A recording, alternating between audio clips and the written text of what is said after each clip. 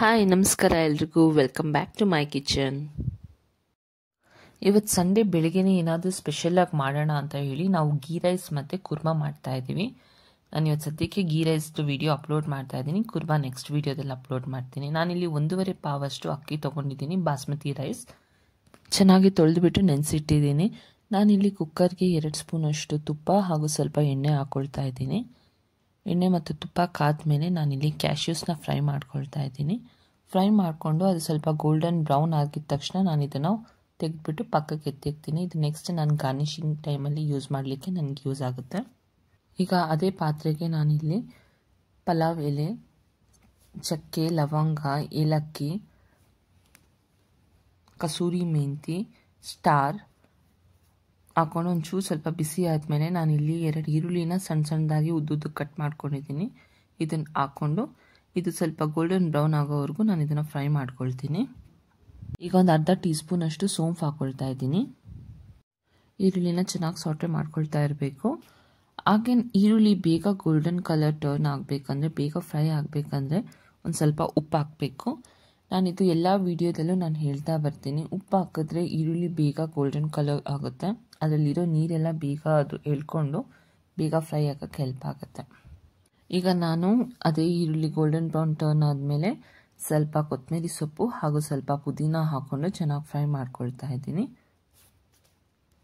ಈಗ ನಾವು ಏನು ಬಾಸ್ಮತಿ ರೈಸ್ ನೆನೆಸಿಟ್ಟಿದ್ವಲ್ಲ, ಆ ಬಾಸ್ಮತಿ ರೈಸ್ನ ಇದಕ್ಕೆ ಹಾಕ್ಕೊಂಡು ಒಂದು 2 ನಿಮಿಷ ಎಣ್ಣೆಯಲ್ಲಿ ಚೆನ್ನಾಗಿ ಅದನ್ನು ಫ್ರೈ ಮಾಡಿಕೊಂಡು ನಂತರ ನೀರು ಹಾಕ್ಕೊಳ್ಬೇಕು. ನಾನಿಲ್ಲಿ 3 ಗ್ಲಾಸಷ್ಟು ನೀರು ಹಾಕ್ಕೊಳ್ತಾ ಇದ್ದೀನಿ. 1:2 ಗ್ಲಾಸ್ ಲೆಕ್ಕದಲ್ಲಿ ನಾನು 1.5 ಗ್ಲಾಸ್ ಹಾಕ್ಕೊಂಡಿರೋದು ರೈಸು. ಸೊ ಹಾಗಾಗಿ 3 ಗ್ಲಾಸಷ್ಟು ನೀರು ಹಾಕ್ಕೊಂಡು ಕುಕ್ಕರ್ ವಿಷಲ್ ತೆಗೆಸ್ಬೇಕು. ಕುಕ್ಕರ್ ವಿಷಲ್ ತೆಗಿಯೋಕ್ಕೂ ಮುಂಚೆ ನಾನು ಕ್ಯಾಶ್ಯೂಸ್ ಏನು ಫ್ರೈ ಮಾಡ್ಕೊಂಡಿದ್ದೆ, ಆ ಕ್ಯಾಶ್ಯೂಸ್ನ ಇವಾಗ ಯೂಸ್ ಮಾಡ್ಕೊಂಡು ಹಾಕ್ಕೊಳ್ತಾ ಇದ್ದೀನಿ. ನೀವು ಬೇಕಾದರೆ ಗಾರ್ನಿಷಿಂಗ್ ಟೈಮಲ್ಲಿ ಹಾಕೊಬೋದು, ಬಟ್ ಈಗ ಹಾಕಿದ್ರೂ ತೊಂದರೆ ಇಲ್ಲ. ಮತ್ತು ರುಚಿಗೆ ತಕ್ಕಷ್ಟು ಉಪ್ಪು ಹಾಗೂ 1 ಸ್ಪೂನಷ್ಟು ತುಪ್ಪ ಮತ್ತೆ ಹಾಕ್ಕೊಳ್ಳಿ ಮೇಲ್ಗಡೆ. ಸೊ ಆವಾಗ ರೈಸ್ ಏನಿದ್ರು ನಿಮಗೆ ಫುಲ್ಲು ಪುಡಿ ಪುಡಿಯಾಗಿ ಏನಿರಲ್ಲ, ತರೆಯಾಗಿ ಕ್ಲೀನಾಗಿ ಇರುತ್ತೆ. ಇದು ಚೆನ್ನಾಗಿ ಕುದಿದ ಮೇಲೆ ನೀವು ಕುಕ್ಕರ್ ಮುಚ್ಚಳನ ಹಾಕ್ಕೊಬೇಕಾಗುತ್ತೆ. ಹಾಗೆ ಹಾಕ್ಕೊಳ್ಬೇಡಿ, ಚೆನ್ನಾಗಿ ಕುದೀತಾ ಇರಬೇಕಾದ್ರೆ ಆವಾಗ ನೀವು ಕುಕ್ಕರ್ ಮುಚ್ಚಳ ಹಾಕ್ಬಿಟ್ಟು ಬಾಸ್ಮತಿ ರೈಸಿಗೆ 1 ವಿಷಿಲ್ ನಾವು ತೆಗೆಸಿತ್ತು.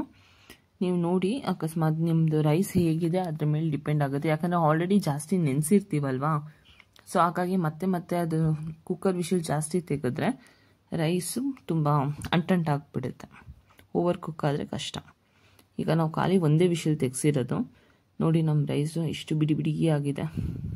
ಈಗ ನಮ್ಮ ಗೀ ರೈಸ್ ರೆಡಿ ಆಗಿದೆ, ರೆಡಿ ಟು ಸರ್ವ್. ಇದನ್ನು ನೀವು ಕುರ್ಮಾ ಜೊತೆ ಸರ್ವ್ ಮಾಡ್ಬೋದು. ನಾನು ಇದಕ್ಕೆ ಚಿಕನ್ ಕುರ್ಮಾ ಮಾಡಿದ್ದೆ. ಚಿಕನ್ ಕುರ್ಮಾ ರೆಸಿಪಿ ನಾನು ನೆಕ್ಸ್ಟ್ ವಿಡಿಯೋದಲ್ಲಿ ನಾನು ಅಪ್ಲೋಡ್ ಮಾಡ್ತೀನಿ. ಸೊ ಇವತ್ತಿನ ರೆಸಿಪಿ ನಿಮಗೆ ಇಷ್ಟ ಆದರೆ ಏನು ಮಾಡಬೇಕು ಹೇಳಿ, ಆ್ಯಸ್ ಯೂಶ್ವಲ್ ನನ್ನ ವಿಡಿಯೋನ ಲೈಕ್ ಮಾಡಬೇಕು. ನನ್ನ ಚಾನಲ್ನ ನೀವಿನ್ನೂ ಸಬ್ಸ್ಕ್ರೈಬ್ ಆಗಿಲ್ಲ ಅಂದರೆ ಸಬ್ಸ್ಕ್ರೈಬ್ ಮಾಡಿ. Thank you so much. See in the next video. Till then tata, bye. ರೆಸಿಪಿನ ಎಂಜಾಯ್ ಮಾಡಿ.